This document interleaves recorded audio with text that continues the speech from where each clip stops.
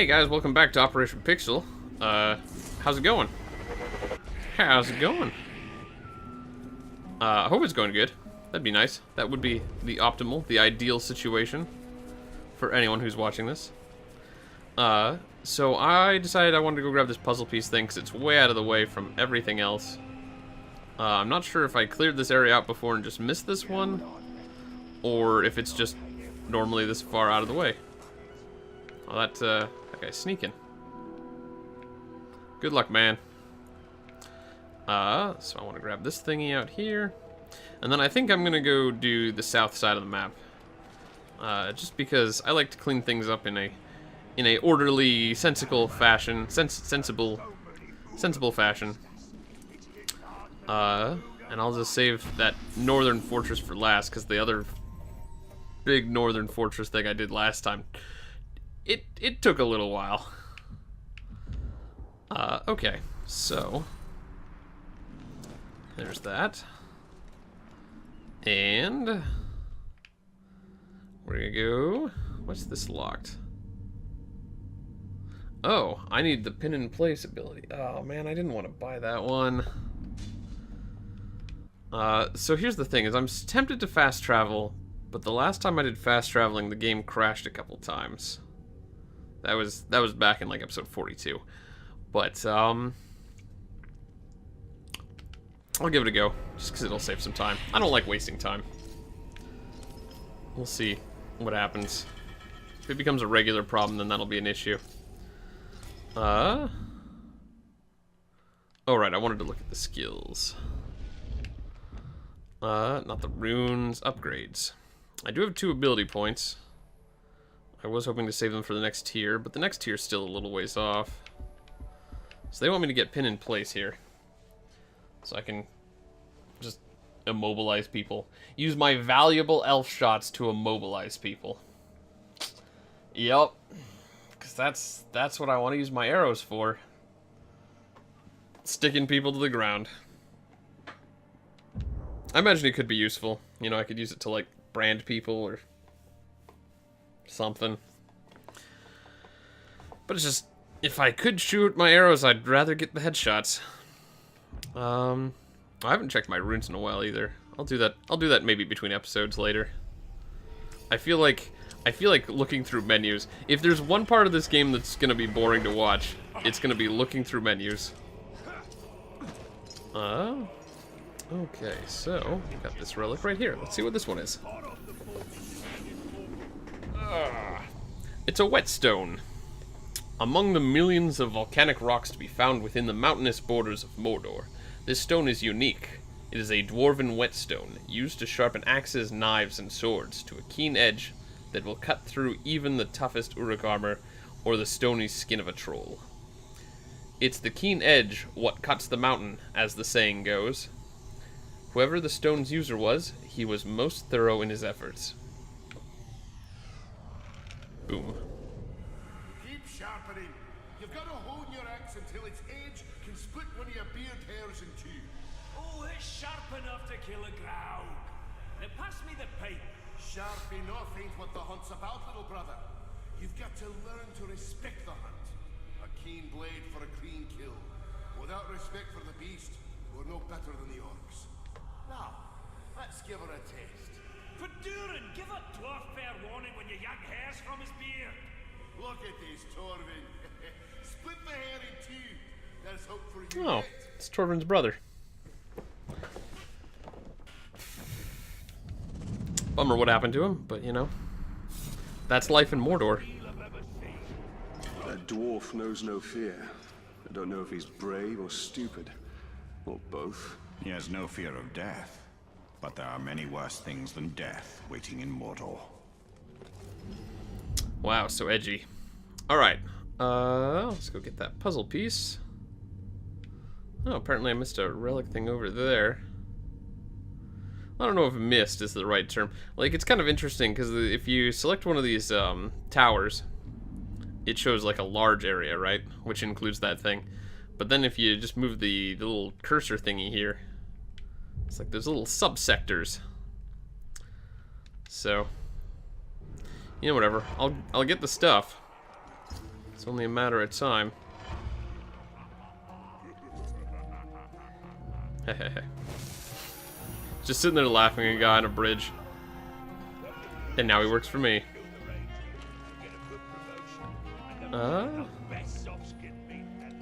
Let's see. Let's go get the archer. I'll just sort of work my way around here.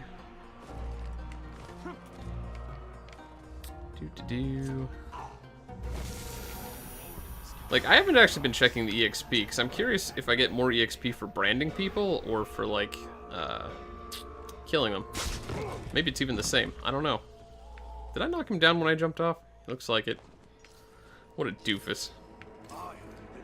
Alright, so... let's see. Thingamajig's over here-ish. But down below. I mean, that makes sense. Alright. Ah. Oh, I can just grab it from here. Cool. Oh man, there's only like 6 more left.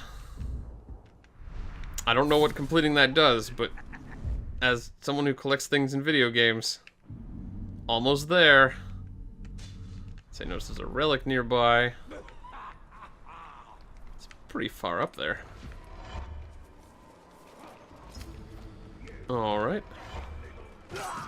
Oh, is that a guy? I don't know. I don't know who I just pushed. Oh, also, I need to, see, one thing that'd be good to do while I'm here. Just scan the horizon for nasties. So there's some flies over there, that's good to know about. Some Caragor meat. That'll be fun. Yeah, okay, I don't see any boss dudes, so... there's no one at least immediately dangerous to watch out for yet. Though I imagine if I set off the alarm, maybe 1 or 2 or 5 coming in. I have not killed very many war chiefs in this, or captains in this area yet.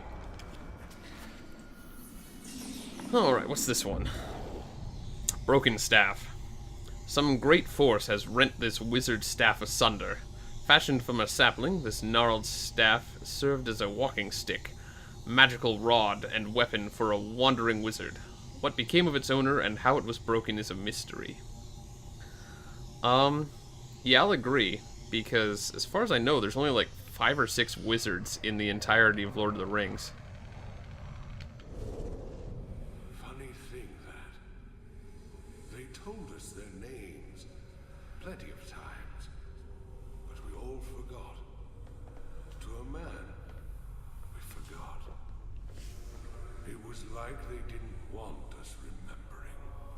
After a while, they were just the 2 Istari, and sometimes the big one and the little one. Can't say how I can't remember.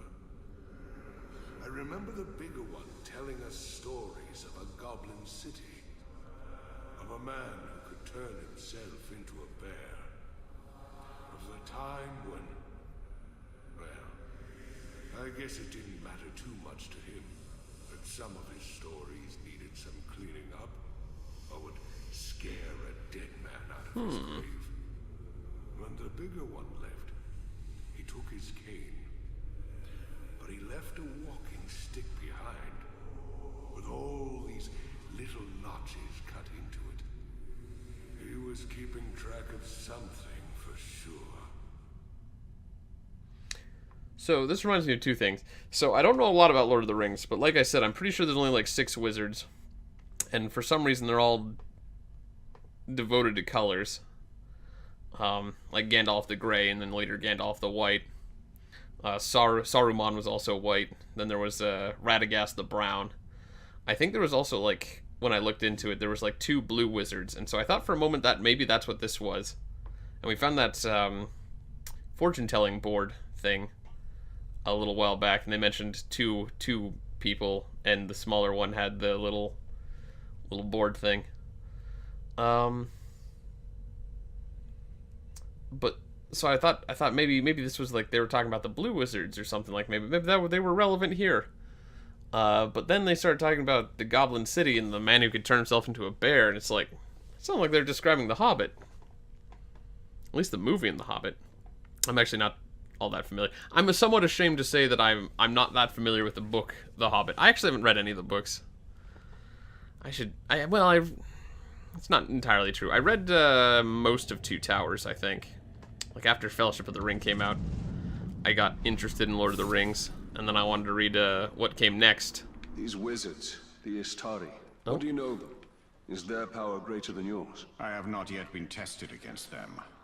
Saruman the White is the leader of the White Council. His knowledge of the Rings of Power is deep.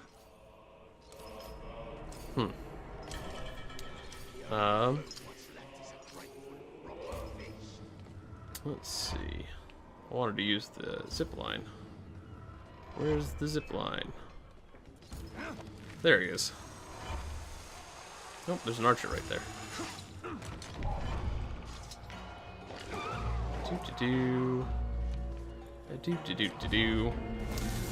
But yeah, no, I should probably give those a read sometime if I have the time. The thing is that I tried reading it like Fellowship of the Ring came out when I was in middle school, and man, the wording in those books is a little like dry and wordy for like a middle schooler. It is not the easiest read. Why is there all this dramatic music playing? Something big going on. Sort of, yeah. I mean, I would go help the Karagor because I can possess it, but it's a lot of orcs, and I'd probably set off the alarm. So screw it. Let's see. I wanted to grab. Let's just swing over there and grab that. I'll swing up this way. That seems like a good order of operations type of thing.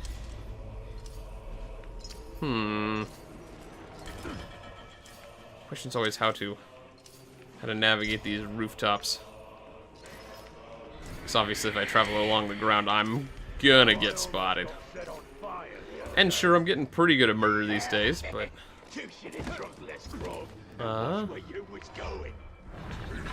let's see, let's just warp over to this guy. And then, oops. Dang it. Stealth brand. That's what I was trying to do. Alright. Cool. Why not you as well?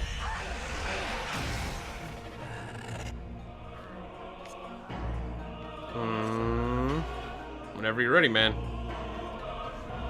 I should probably just grab him, but like, I was hoping that this would be quicker, because the stealth brand is really quick. In normal brand, I have to like grab him and then hold B for like 3 seconds.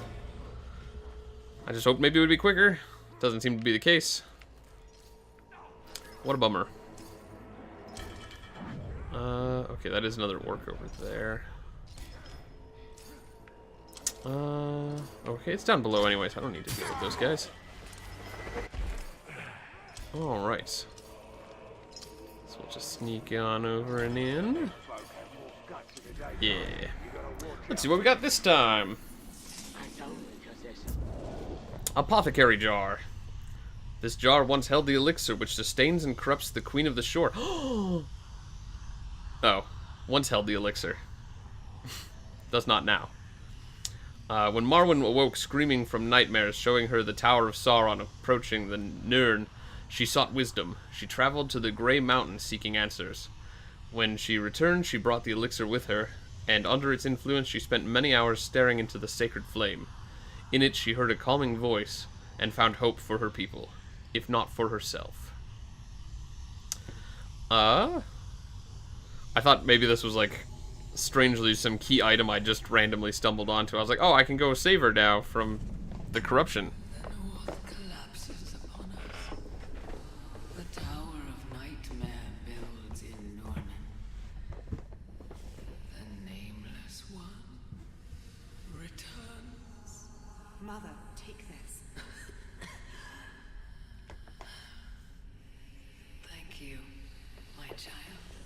visions corrode you. And what medicine we still have is fast done away. My visions are the hope of Nurnen. If I must sacrifice myself for my people, so be it. What happened in the Grey Mountains, Mother? What happened, Lethariel? I left with the strength we need.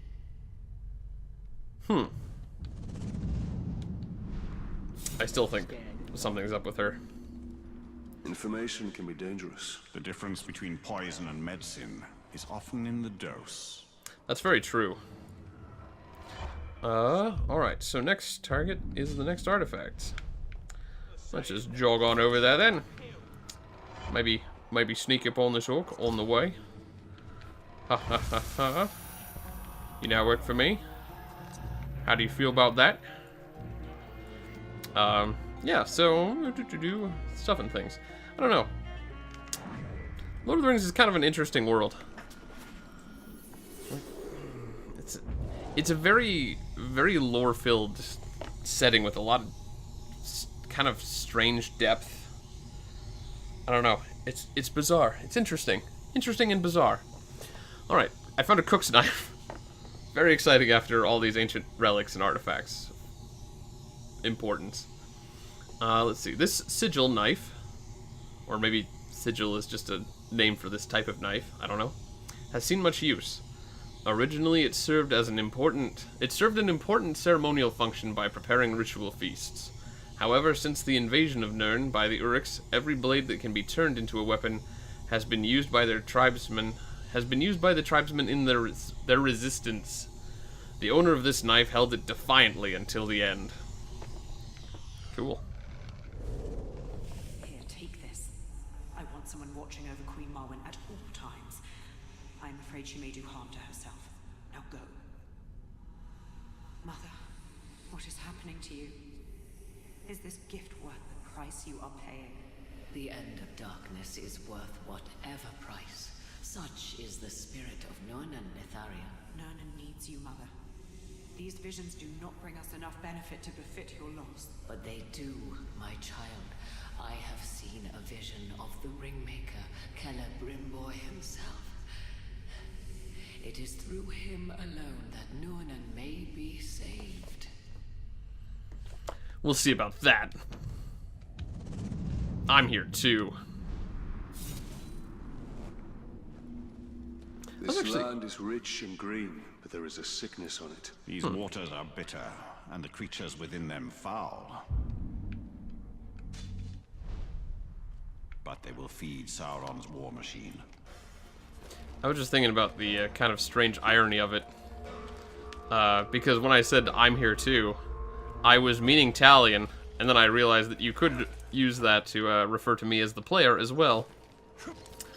And then I thought it was interesting because, in a way, I am the elf. I'm a third-person viewer guiding Talion's actions. But, you know, I'm not him. It's interesting. And bizarre. And kind of a strange thought. Alright, only a few more puzzle pieces. We're really close to, calling it good here. Oh, I need to unlock Combat Drain and Dispatch. Man, is there more skills I need to unlock? Oh, I didn't actually get the bow upgrade either. I looked at it, oops. Oh no, it is an upgrade.